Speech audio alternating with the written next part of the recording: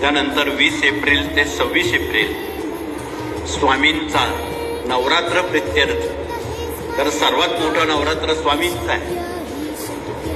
चैत्र शुद्ध 2 ते चैत्र कृष्ण 13 एवढ्या मोठ्या कालखंडामध्ये जगात आणि देशात स्वामींचा हा गजर केला जातो. आणि या निमित्तानं अखंड जप, यज्ञ आणि नामसप्ताह जगात, देशात, राज्यात सर्वदूरपर्यंत आपणाला त्यात भाग घेण्याची संधी आहे.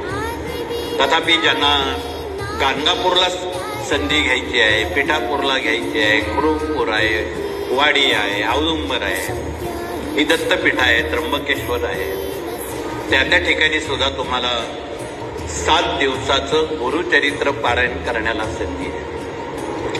ज्यांना ज्यांना त्यात भाग घ्यायचा आहे इथे